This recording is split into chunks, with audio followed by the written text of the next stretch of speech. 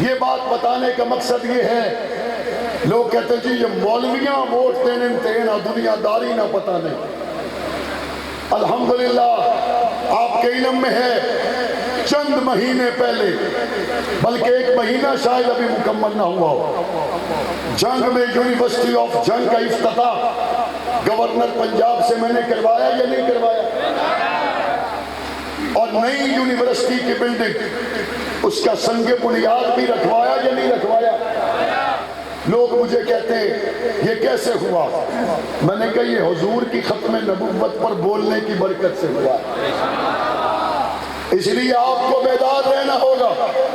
تحفظ بنیاد اسلام بل جس کو پنجاب کی صوبائی اسمبلی میں پیش کیا گیا، اس وقت کے سپیکر پرویز الہی صاحب نے اور میں نے اور دیگر ممبران نے مل کر اس پر شب و روز عرق ریزی کے ساتھ اس کو تیار کیا، اور اس بل کی مخالفت کے لیے مٹھی بھر جو لوگ آئے، اس وقت کے وزیر اعلیٰ نے اس بل کو سی ایم سیکٹریٹ میں روک کر رکھا تھا۔ میں آج کے اس بڑے اجتماع کے ذریعے آج کے وزیر اعلیٰ پرویز الہی سے مطالبہ کرنا چاہتا ہوں، تحفظ بنیاد اسلام بل کو وزیر اعلیٰ کے دفتر سے نکال کر گورنر کے دفتر میں جانا چاہیے نہیں جانا چاہیے؟ یہ جو ملک میں فرقہ وارانہ فسادات ہو رہے ہیں، یہ جو ملک میں فرقہ وارانہ فسادات کے نتیجے میں ہونے والے قتل ہیں، ان تمام فسادات کا ذمہ ان 25-30 لوگوں پر ہے جنہوں نے پنجاب اسمبلی میں تحفظ بنیاد اسلام بل کی مخالفت کی۔ ملک کو فرقہ وارانہ فسادات کے خاتمے کے لیے علامہ محمد اعظم طارق شہید کا قومی اسمبلی میں پیش کردہ بل منظور ہونا چاہیے نہیں ہونا چاہیے؟ تحفظ بنیاد اسلام بل کو قانون بننا چاہیے نہیں بننا چاہیے؟ اور خوشاب کے لوگوں، اگر اس بل کو قانون بنوانے کے لیے ہمیں محسوس ہو کہ ہمیں اسلام آباد تک جانا پڑے گا، تو جو تیار رہیں گے صرف وہ ہاتھ کھڑا کریں۔ اگر ہمیں محسوس ہوتا ہے حضور کی ختم نبوت کے بل کو پاس کروانے کے لیے ہمیں لاہور دھرنا دینا پڑے گا، تو آپ تیار رہیں گے؟ دونوں ہاتھ کھڑا کر کے بتائیں تیار رہیں گے، پرعزم رہیں گے؟ اور انشاءاللہ ثم انشاءاللہ یہ وقت دور نہیں ہے جب پنجاب اسمبلی نہیں بلکہ پاکستان کی 4 اسمبلیوں اور وفاق سے صحابہ اہل بیت کے گستاخ کے لیے سزائے موت کا قانون بنے گا اور شہداء قائدین کا خون رنگ لائے گا انشاءاللہ۔ نہ ہوتا بعد الرسل 2 جہاں میں یوں صدیق کا رتبہ اعلیٰ نہ ہوتا، دریائے نیل کو نہ ملتی روانی دجلہ سے واپس پیالہ نہ ہوتا، جوتی کا عرشوں پہ جاتا نہ کھٹکا، جوتی کا عرشوں پہ جاتا نہ کھٹکا، جو ذیشان حبشے کا کالا نہ ہوتا، ظلمت نہ چھٹتی سویرا نہ ہوتا، ظلمت نہ چھٹتی سویرا نہ ہوتا، صدیقی اگر کملی والا نہ ہوتا۔ واجب الاحترام حضرات علماء اکرام، خوشاب کی سرزمین سے تعلق رکھنے والے توحید و سنت کے پروانوں، صحابہ اکرام اہل بیت الاسلام سے عقیدت و محبت قدم بھرنے والے جانباز مجاہد جیالے کارکنوں، سالانہ سیرت النبی صلی اللہ علیہ وسلم بعظمت صحابہ رضی اللہ عنہم کانفرنس سابقہ روایات کے مطابق انتہائی شان و شوکت کے ساتھ انعقاد پذیر ہے۔ منتظمین جلسہ کو دل کی گہرائیوں سے مبارکباد پیش کرتا ہوں۔ دعا گو ہوں کہ اللہ تعالیٰ اس کانفرنس کو دربار عالیہ میں شرف قبولیت عطا فرمائے۔ حضرات قائدین اسٹیج پر تشریف لا چکے ہیں، تھوڑی ہی دیر میں آپ حضرات سے مخاطب ہوں گے۔ اللہ تعالیٰ نے ہمارے نبی محترم صلی اللہ علیہ وآلہ وسلم کو اتنا نمایاں مقام، مرتبہ اور عظمت عطا کی کہ دنیا میں آنے والے پہلے انسان، پہلے نبی، پہلے بشر سیدنا آدم علیہ السلام جب دنیا سے تشریف لے جانے لگے تو اپنے بیٹے کو وصیت کی، اور وصیت میں کیا کہا کہ بیٹا میں دنیا سے جا رہا ہوں، میرے بعد 2 چیزوں کو لازم پکڑنا، کبھی ہاتھ سے جانے نہ دینا۔ تو حضرت آدم کے بیٹے نے حضرت آدم سے پوچھا ابا جان وہ 2 چیزیں کون سی ہیں جو وصیت کے طور پر آپ مجھے دے کے جانا چاہتے؟ تو حضرت آدم نے جواب دیا بیٹا نمبر 1 تقوی کو نہ چھوڑنا، نمبر 2 محمد کے نام کو نہ چھوڑنا۔ حضرت آدم کا بیٹا اپنے ابا سے سوال کرتا ہے ابا جان یہ تقوی تو سمجھ میں آ گیا لیکن یہ محمد کیا ہیں، ان کے بارے میں ذرا بتائیے۔ تو حضرت آدم علیہ السلام نے جواب دیا بیٹا جس زمانے میں تیرا باپ آدم جنت میں رہتا تھا میں نے جنت میں کوئی محل ایسا نہیں دیکھا جس کی پیشانی پہ محمد کا نام نہ لکھا ہو۔ میں نے جنت میں کوئی درخت، پتا اور ڈالی ایسی نہیں دیکھی جس پہ محمد کریم کا نام نہ لکھا ہو۔ میں نے جنت میں کوئی محل ایسا نہیں دیکھا جس کی پیشانی پہ محمد کا نام نہ لکھا ہو۔ یہاں تک کہ اللہ تعالیٰ نے جب مجھے زمین پر بھیجا، آخری مرتبہ میں نے آسمان کی طرف نظر اٹھائی تو میری نظر جا کے رکی اللہ کے عرش کے پائے پر، تو اللہ کے عرش کے پائے پر بھی محمد کریم کا نام لکھا ہوا تھا۔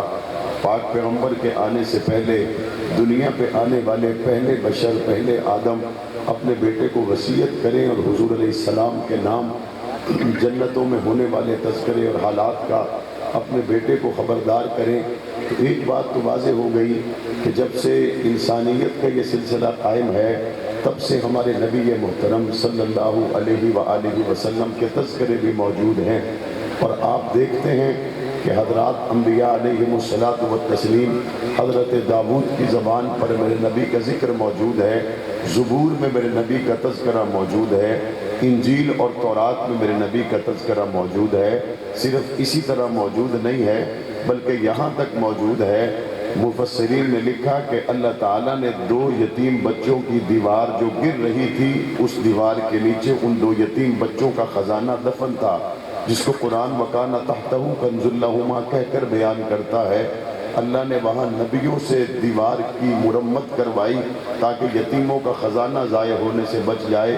مفسرین نے لکھا کہ ان یتیموں کا خزانہ کیا تھا، لکھا ہے کہ وہ جو حضرت خضر اور حضرت موسیٰ نے مل کر یتیم بچوں کی گرتی ہوئی دیوار کو بنایا تاکہ یتیموں کے خزانے کی حفاظت ہو سکے، وہ سونے کی چند تختیاں تھیں جن تختیوں کے اوپر محمد کریم کا نام لکھا ہوا تھا۔ پاک پیغمبر کے آنے سے پہلے پاک پیغمبر کا تذکرہ آسمانی کتب میں موجود ہے، اور پاک پیغمبر کے آنے سے پہلے پاک پیغمبر کا تذکرہ اس قدر تفصیل کے ساتھ موجود ہے کہ جب حضور علیہ السلام مکہ مکرمہ سے مدینہ طیبہ پہنچے تو حضرت عبداللہ بن سلام جو تورات و انجیل کے عالم تھے، کسی نے بتایا کہ مکہ سے ایک شخص آیا جو نبوت کا دعوے دار ہے۔ اب یہ تورات کے بڑے عالم حضور علیہ السلام سے ملاقات کے لیے گئے تو تورات ساتھ لے کر گئے کہ میں حضور کا چہرہ دیکھوں اور تورات کی نشانیاں دیکھوں کہ یہ وہی نبی ہے یا کوئی اور ہے۔ جب حضور کو دیکھا تو کتاب کو ایک طرف رکھا اور پکار کر کہنے لگے کہ یہ چہرہ جھوٹے کا چہرہ نہیں ہو سکتا۔ پاک پیغمبر کا تذکرہ یہی نہیں کہ حضرت آدم کی زبان پر ہے، بلکہ تورات و انجیل و زبور کے بعد جب قرآن مجید میں آپ دیکھتے ہیں تو قرآن مجید اس سے بھی پہلے کے ایک منظر کو بیان کرتا ہے، اور اس سے پہلے والا منظر کون سا ہے؟ قرآن مجید عالم ارواح میں لے جاتا ہے، اور عالم ارواح میں اس مقام پر قرآن لے جاتا ہے جہاں پہ عام لوگوں کی روحیں نہیں بلکہ صرف انبیاء کی روحوں کو جمع کیا گیا۔ انبیاء کی روحوں کو جمع کرنے کے بعد ان روحوں سے اقرار لیا گیا، اور اس اقرار کو قرآن مجید بیان کرتے ہوئے کہتا ہے لَتُؤْمِنُنَّ بِهِ وَلَتَنْصُرُنَّهُ۔ تمام انبیاء کی روحوں کو جمع کیا گیا اور ان تمام روحوں سے یہ کہا گیا کہ تم ہمارے نبی کی نبوت پر ایمان لاؤ اور اقرار کرو۔ اگر حضور کی نبوت اور رسالت پر ایمان لاؤ گے، اقرار کرو گے، مدد و نصرت کا وعدہ کرو گے تو اللہ تعالیٰ تمہیں بھی تاج نبوت پہنا دے گا۔ تو بات یہ سمجھ میں آئی کہ ہمارے نبی کے محترم صلی اللہ علیہ وآلہ وسلم کی جو نبوت ہے وہ حقیقی ہے، باقی تمام انبیاء کی جو نبوت ہے وہ طفیلی ہے۔ اور ہمارے نبی کو قرآن مجید جب بیان کرتا ہے تو کیا کہتا ہے؟ ہمارے نبی کو بیان کرتے ہوئے قرآن مجید کہتا ہے سراجا منیرا، سورج کے ساتھ تشبیہ دیتا ہے آپ چمکتے ہوئے ستاروں کو بھی دیکھتے ہیں، چاند کو بھی دیکھتے ہیں، لیکن ہر شخص اس بات کو جانتا ہے کہ چاند کی روشنی ذاتی نہیں ہوتی، ستاروں کی روشنی ذاتی نہیں ہوتی، بلکہ اگر ذاتی روشنی ہے تو صرف اور صرف سورج کی ہے، چاند کی روشنی بھی تو پھیلی ہے، ستاروں کی روشنی بھی تو پھیلی ہے، حقیقی روشنی ہے تو سورج کی ہے۔ پاک پیغمبر کو قرآن مجید سورج کے ساتھ تشبیہ دیتا ہے۔ پاک پیغمبر کی نبوت حقیقی ہے، آدم علیہ السلام سے لے کے عیسیٰ علیہ السلام تک تمام انبیاء کی نبوت تو پھیلی ہے۔ پاک پیغمبر کو اللہ تعالیٰ نے آخر میں بھیجا، یہ تو آپ حضرات علماء کرام سے سنتے رہتے ہیں، لیکن میں آج اس کو ایک اور انداز سے بیان کرنے لگا ہوں کہ پاک پیغمبر کو اللہ نے آخر میں نہیں، اللہ نے درمیان میں بھیجا۔ درمیان میں بھیجنے کا کیا مطلب کہ حضور علیہ السلام کی جو روشنی ہے وہ پچھلوں پہ چلی جائے تو 1,24,000 نبوت کے ستارے بن جاتے ہیں، اور وہ بعد والوں پہ چلی جائے تو 1,24,000 صحابہ ہدایت کے مینارے بن جاتے ہیں۔ پاک پیغمبر کی نبوت حقیقی ہے، اور پاک پیغمبر سے پہلے جن کو عزت اور عظمت ملی وہ بھی سبب آقائے دو جہاں ہیں، اور پاک پیغمبر کے بعد جن کو عزت اور عظمت ملی اس کا سبب بھی آقائے دو جہاں ہیں۔ اتنا فرق ہے کہ پاک پیغمبر سے پہلے آنے والوں کو اللہ تعالیٰ نے معصوم پیدا کیا، اور حضور کے بعد آنے والوں کو اللہ نے محفوظ پیدا کیا۔ ہمارے نبی سے پہلے آنے والے 1,24,000 انبیاء ہیں، اور ہمارے نبی کے بعد آنے والے 1,24,000 صحابہ ہیں۔ ہمارے نبی سے پہلے آنے والے 1,24,000 انبیاء میں 313 رسول ہیں۔ پاک پیغمبر کے بعد آنے والوں میں 1,24,000 صحابہ میں 313 بدر والے ہیں۔ پاک پیغمبر کے پہلے آنے والوں میں 313 رسول ہیں، لیکن 10 اولو العزم پیغمبر ہیں، اور پاک پیغمبر کے بعد آنے والوں میں 313 حضور کے صحابہ ہیں، لیکن 10 وہ ہیں جن کو اللہ کے نبی نے دنیا میں جنت کا تاج پہنا دیا۔ پاک پیغمبر سے پہلے آنے والوں میں 1,24,000 انبیاء میں 10 اولو العزم پیغمبروں میں 4 وہ ہیں جن کو اللہ تعالیٰ نے باقی سب سے نمایاں کیا۔ ایک کو حضرت موسیٰ کے نام سے دنیا جانتی ہے، ایک کو حضرت عیسیٰ کے نام سے دنیا جانتی ہے، ایک کو حضرت داؤد کے نام سے دنیا جانتی ہے، اور ایک پوری دنیا پر محمد کریم صلی اللہ علیہ وآلہ وسلم کا نام نامی اس میں گرامی ہے۔ پاک پیغمبر کے بعد 1,24,000 صحابہ سارے سچے ہیں، 313 بدر میں اترنے والے بے مثال ہیں، اشرف و بشرا اپنی جگہ آپ ہیں، اور 4 کو اللہ نے بڑا نمایاں کر دیا۔ ان میں ایک کو دنیا ابو بکر کے نام سے جانتی ہے، ایک کو دنیا عمر کے نام سے جانتی ہے، ایک کو دنیا عثمان کے نام سے جانتی ہے، ایک کو دنیا علی کے نام سے جانتی ہے، اور 1,24,000 انبیاء کی اللہ تعالیٰ نے امامت کا تاج محمد کریم کے سر پہ رکھا، اور 1,24,000 صحابہ کرام کی جماعت کا تاج اللہ نے سیدنا ابو بکر صدیق کو پہنا دیا۔ پاک پیغمبر آئے تو نبوت کا دروازہ بند کر کے آئے، اور پاک پیغمبر گئے صحابیت کا دروازہ بند کر کے گئے۔ میرے نبی کے آنے کے بعد کوئی نبی نہیں آ سکتا، اور میرے نبی کے جانے کے بعد اب کوئی صحابی نہیں آ سکتا۔ حضور آئے تو نبوت کا دروازہ بند، حضور گئے تو صحابیت کا دروازہ بند، اور ان دونوں جماعتوں کو اللہ نے وہ مقام اور مرتبہ، عزت اور عظمت عطا کی ہے۔ اب قیامت کی صبح تک کوئی ڈاکٹر بن سکتا ہے، انجینئر بن سکتا ہے، پائلٹ بن سکتا ہے، حافظ بن سکتا ہے، عالم بن سکتا ہے، شیخ الحدیث بن سکتا ہے، 1000 سجدے کرے، اب قیامت کی صبح تک نہ کوئی نبی بن سکتا ہے، نہ کوئی صحابی بن سکتا ہے۔ اللہ تعالیٰ نے ان 2 جماعتوں کو وہ مقام دیا، وہ مرتبہ دیا، وہ عظمت عطا کی جو دنیا میں ان کے بعد اور کسی کو مل سکتی ہی نہیں ہے۔ مقام انبیاء ہو یا مقام اصحاب ہو، یہ اللہ تعالیٰ کی عطا سے ملتا ہے، یہ انسان کی کوشش سے نہیں ملتا۔ اللہ نے جن کو چننا تھا چن لیا، جن کو مقام دینا تھا دے دیا، جن کو رتبہ اور عظمت سے نوازنا تھا نواز دیا۔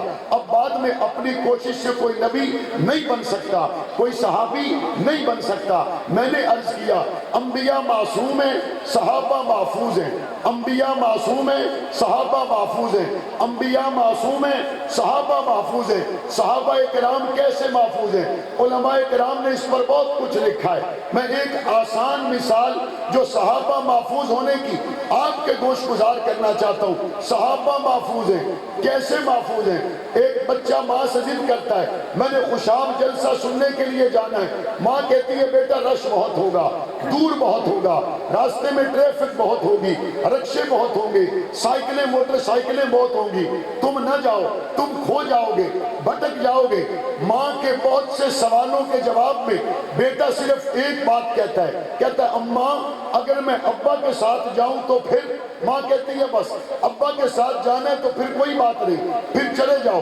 بیٹا باپ کی انگلی پکڑتا ہے، گھر سے روانہ ہوتا ہے، لاری اڈے پہ پہنچا، بس میں بیٹھا، بس سے اترا، رکشے میں بیٹھا، جلسہ گاہ تک پہنچا۔ ہزاروں کی تعداد میں اس شاہ کے مصطفیٰ تھے، ہزاروں کی تعداد میں حبشے کے کالے بلال کے غلام موجود تھے۔ جب مجمع ٹوٹا، لوگ جانے لگے، باپ نے کہا پہلے تو بچے نے میری انگلی پکڑی تھی، اب رش زیادہ ہے، ایسا نہ ہو اس کی کمزور گرفت چھوٹ جائے اور بچہ گم ہو جائے۔ وہ اپنی انگلی کو چھڑوا کر باپ اپنے مضبوط ہاتھوں سے بچے کا ہاتھ پکڑ لیتا ہے۔ بچہ مطمئن ہو گیا، رکشے میں بیٹھا، بس میں بیٹھا، گھر پہنچا۔ ماں کہتی ہے بیٹا رش تھا؟ بیٹا کہتا ہے بہت رش تھا، لوگ بہت تھے، بسیں بہت زیادہ تھی، موٹر سائیکلیں بہت زیادہ تھی، لوگ بہت زیادہ تھے۔ ماں کہتی ہے بیٹا تو گم نہیں ہوا۔ بیٹا بڑا اطمینان سے کہتا ہے اماں اگر میرا ہاتھ میرے باپ کے ہاتھ میں ہو بھلا میں گم کیسے ہو سکتا ہوں؟ میں حادثات سے محفوظ رہا کیونکہ میرا ہاتھ باپ کے ہاتھ میں تھا، میں ہجوم میں گم ہونے سے محفوظ رہا کیونکہ میرا باپ مجھے مضبوطی سے تھامے ہوئے تھا۔ جہاں موٹر سائیکلیں رکشے کھڑے تھے وہاں بھی میں گم نہیں ہوا، میں ایکسیڈنٹ کے حوادث سے محفوظ رہا کیونکہ میرے ہاتھ کو باپ کے ہاتھ نے پکڑا ہوا تھا۔ خوش آپ کے لوگوں پر بتاؤ تو صحیح، جو بچہ گھر سے اکیلا نکلے، جلسہ گاہ میں آئے، واپس چلا جائے، باپ نے ہاتھ پکڑا ہو، بچہ محفوظ ہو جاتا ہے۔ صحابہ وہ ہیں جن کا ہاتھ باپ نے نہیں مصطفیٰ نے پکڑا ہے، قیامت آ سکتی ہے۔ صحابہ کل بھی محفوظ تھے، صحابہ آج بھی محفوظ۔ یہاں پیر ہاتھ پکڑ لے،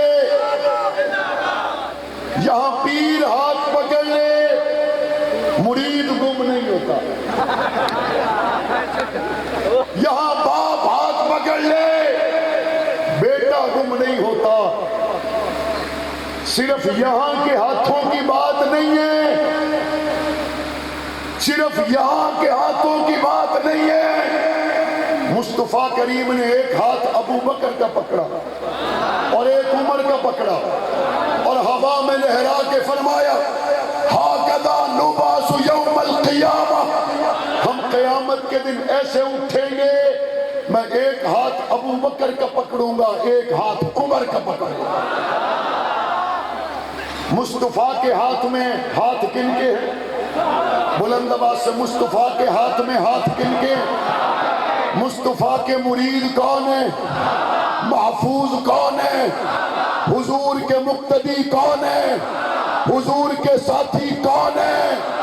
حضور نے جس فصل کو تیار کیا وہ تیار ہونے والی فصل کون ہے؟ اور اس فصل کو دیکھ کر جلنے والے قرآن کہتا ہے کفار ہیں، اور اس فصل کو دیکھ کے خوش ہونے والے قرآن کہتا ہے آقا ہیں۔ کئی لوگ کہتے ہیں اپنا کام کرو، کسے ہوریاں ساڑنے کی ضرورت ہے۔ میں نے کہا قرآن کہتا ہے مصطفیٰ کی تیار ہونے والی فصل کو دیکھ کر کافر جل جائیں اور مصطفیٰ کی آنکھیں ٹھنڈی ہو جائیں تو بات سمجھ میں یہ آئی، دین کا کام وہی ہوتا ہے، مسلمان دیکھے تو خوش ہو جائے، کافر دیکھے تو جل جائے۔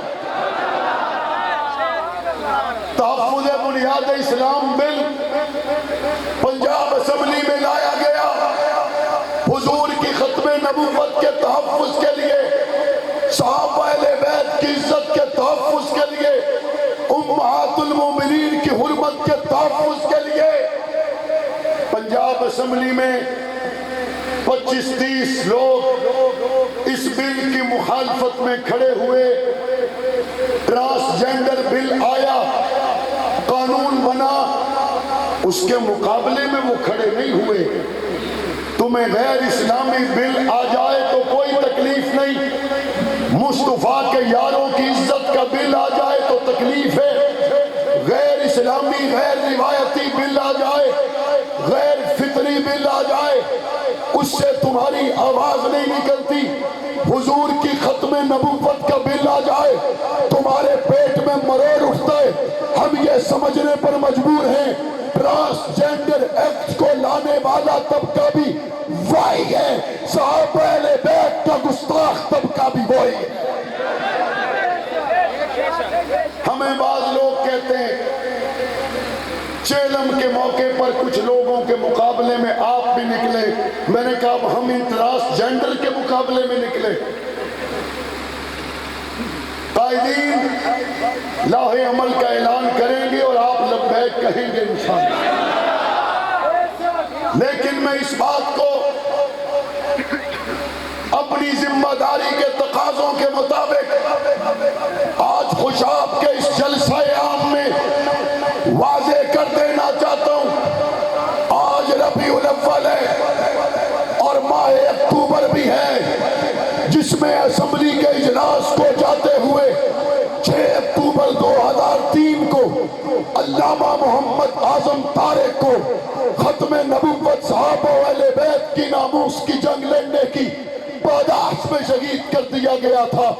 ماہ ربیع الاول میں حضور کی ناموس سے، صحابہ اہل بیت کی ناموس پہ کٹنے والے اعظم طارق کی روح سے وعدہ کیجئے آنے والے اکتوبر کو جب ہم دوبارہ یہاں اکٹھے ہوں گے، ہم اس نقشے کے ساتھ اکٹھے ہوں گے، خوشاب تو ہوگا، جوراباد تو ہوگا، سرگودا تو ہوگا، لیکن ان حلقوں سے اسمبلیوں میں جانے والا کوئی گستاخ صحابہ نہیں ہوگا۔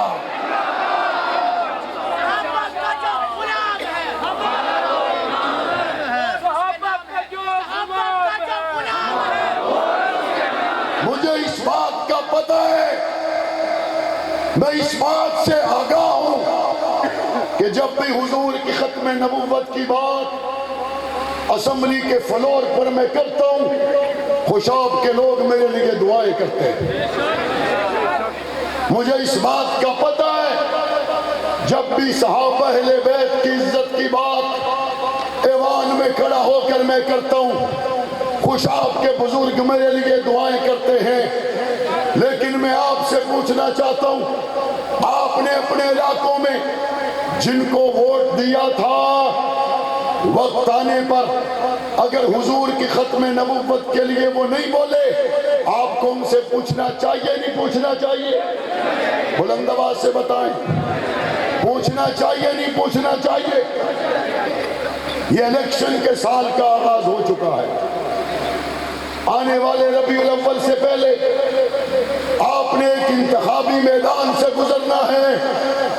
ہم اس بات کو واضح کرنا چاہتے ہیں، ہمارا ووٹ گلی کے لیے نہیں ہے، ہمارا ووٹ سڑک کے لیے نہیں ہے، ہمارا ووٹ تعمیر و ترقی کے ایجنڈوں کے لیے نہیں ہے، ہمارا ووٹ حضور کی ختم نبوت کے لیے ہے، ہمارا ووٹ صحابہ اہل بیت کی تقدیس کے تحفظ کے لیے ہے۔ اگر ریڑی والے کو بھی کھڑا کر دیا گیا تو ساتھ دو گے؟ سائیکل والے کو کھڑا کیا گیا تو ساتھ دو گے؟ میرے جنگ کی دھرتی پہ رہنے والا ایک 90 سال کا بوڑھا بریلوی عالم دین 2018 کے الیکشن میں مجھے ملا، کہتے میں نے آپ کو ووٹ دینے کا فیصلہ کیا۔ میں نے سوالیہ نظروں سے اس کی طرف دیکھا، اس نے مجھے صرف ایک بات کی، اس نے کہا بہت سے امیدوار مجھے قطار میں نظر آ رہے ہیں، لیکن صرف آپ ہیں جن کو دیکھ کر میرا دل گواہی دیتا ہے کہ نبی کی عزت کی بات آئے گی تو آپ خاموش نہیں رہیں گے۔ وقت آیا اس شاہ کے مصطفیٰ پر گولیاں چلا دی گئی، اس شاہ کے مصطفیٰ کو خون کی ندیوں سے گزارا گیا۔ میں اسمبلی میں بولا، مجھے بعض لوگوں نے کہا آپ تو حکومتی بینچوں پر ہیں، آپ تو فلاں جماعت کے اتحادی ہیں، آپ نے حکومت کے خلاف تقریر کیوں کی؟ میں نے کہا تم نے اعظم طارق کے بیٹے کو پہچانا نہیں ہے۔ میں کسی کا اتحادی نہیں، میرا اتحاد ہے، میری نظر ہے، میرا رخ ہے تو صرف گنبد خضراء کی طرف ہے۔ وہ بزرگ 90 سال کی عمر میں جنگ کے عقوبت خانوں کی نظر ہوا. میں جیل کے دروازے سے اس کو لینے گیا. جب میں نے اس کو ہار پہنایا اس نے مجھے کہا مولانا مجھے پتا چلا ہے آپ نے اسمبلی میں حضور کی عزت کی بات کی, بس میرے ووٹ کا حق ادا ہو گیا. 75 سال کے بعد بھی گلیاں تو نہیں بنی, 75 سال کے بعد بھی سارے پاکستان میں موٹر ویز تو نہیں بنی, 75 سال کے بعد بھی سارے پاکستان کے مسائل حل تو نہیں ہوئے, لیکن قیامت کے دن ہم یہ تو کہیں گے یا رسول اللہ ہم نے آپ کی محبت کے لیے اپنی دنیا میں ایک سیاسی میدان جب سجا تھا ہم نے قدم اٹھایا تھا. مجھے اس کی بات نے بڑا حوصلہ دیا, بڑی ہمت دی. اور آج جب ہم جنگ میں تھے میں اپنے قائدین کو, میرے لیے فخر کا مقام تھا, میں اپنے قائدین کو جنگ میں بننے والے ختم نبوت کے نام سے دل کے اس ہاسپٹل کے وزٹ کے لیے لے کر گیا. جناب نگر میں جب میرے مسلمان بھائی دل کے عارضے میں مبتلا ہوتے ہیں وہاں دل کے ہسپتال میں علاج کے لیے جاتے ہیں, واپس آتے ہیں تو قادیانیوں کے لیے دل میں نرم گوشہ پیدا ہوتا ہے. میں نے اللہ سے یہ وعدہ کیا تھا یا اللہ مجھے موقع ملے میں ختم نبوت کے نام سے جنگ میں ایک دل کا ہسپتال بناؤں گا تاکہ جب بھی میرے مسلمان بھائیوں کو دل کے عارضے میں مبتلا ہونے کے بعد کسی ہسپتال میں جانا پڑے تو ختم نبوت کی جن کے دل میں محبت ہو وہی ڈاکٹر ختم نبوت کی محبت میں آنے والے مریض کا علاج کریں. الحمدللہ ہم نے حسین ابن علی کے نام سے ہاسپٹل بھی مکمل کروایا اور ختم نبوت کے نام سے بھی ہاسپٹل کا کام شروع کروا دیا. یہ بات بتانے کا مقصد یہ ہے, لوگ کہتے جی یہ مولویاں ووٹ دینے نہ دنیا داری نہ پتہ نہیں. الحمدللہ آپ کے علم میں ہے چند مہینے پہلے, بلکہ 1 مہینہ شاید ابھی مکمل نہ ہوا ہو, جنگ میں یونیورسٹی آف جنگ کا افتتاح گورنر پنجاب سے میں نے کروایا یا نہیں کروایا, اور نئی یونیورسٹی کی بلڈنگ اس کا سنگ بنیاد بھی رکھوایا یا نہیں رکھوایا. لوگ مجھے کہتے ہیں یہ کیسے ہوا, میں نے کہا یہ حضور کی ختم نبوت پر بولنے کی برکت سے ہوا, اس لیے آپ کو بیدار رہنا ہوگا. تحفظ بنیاد اسلام بل جس کو پنجاب کی صوبائی اسمبلی میں پیش کیا گیا, اس وقت کے سپیکر پرویز الہی صاحب نے اور میں نے اور دیگر ممبران نے مل کر اس پر شب و روز عرق ریزی کے ساتھ اس کو تیار کیا, اور اس بل کی مخالفت کے لیے مٹھی بھر جو لوگ آئے اس وقت کے وزیر اعلیٰ نے اس بل کو سی ایم سیکریٹریٹ میں روک کر رکھا تھا. میں آج کے اس بڑے اجتماع کے ذریعے آج کے وزیر اعلیٰ پرویز الہی سے مطالبہ کرنا چاہتا ہوں تحفظ بنیاد اسلام بل کو وزیر اعلیٰ کے دفتر سے نکال کر گورنر کے دفتر میں جانا چاہیے نہیں جانا چاہیے. یہ جو ملک میں فرقہ وارانہ فسادات ہو رہے ہیں, یہ جو ملک میں فرقہ وارانہ فسادات کے نتیجے میں ہونے والے قتل ہیں, ان تمام فسادات کا ذمہ ان 25-30 لوگوں پر ہے جنہوں نے پنجاب اسمبلی میں تحفظ بنیاد اسلام بل کی مخالفت کی. ملک کو فرقہ وارانہ فسادات کے خاتمے کے لیے علامہ محمد اعظم طارق شہید کا قومی اسمبلی میں پیش کردہ بل منظور ہونا چاہیے نہیں ہونا چاہیے. تحفظ بنیاد اسلام بل کو قانون بننا چاہیے نہیں بننا چاہیے. اور خوشاب کے لوگوں اگر اس بل کو قانون بنوانے کے لیے ہمیں محسوس ہو کہ ہمیں اسلام آباد تک جانا پڑے گا تو جو تیار رہیں گے صرف وہ ہاتھ کھڑا کریں. اگر ہمیں محسوس ہوتا ہے حضور کی ختم نبوت کے بل کو پاس کروانے کے لیے ہمیں لاہور دھرنا دینا پڑے گا تو آپ تیار رہیں گے؟ دونوں ہاتھ کھڑا کر کے بتائیں تیار رہیں گے, پرعزم رہیں گے. اور انشاءاللہ ثم انشاءاللہ یہ وقت دور نہیں ہے جب پنجاب اسمبلی نہیں بلکہ پاکستان کی چاروں اسمبلیوں اور وفاق سے صحابہ اہل بیت کے گستاخ کے لیے سزائے موت کا قانون بنے گا اور شہداء قائدین کا خون رنگ لائے گا انشاءاللہ۔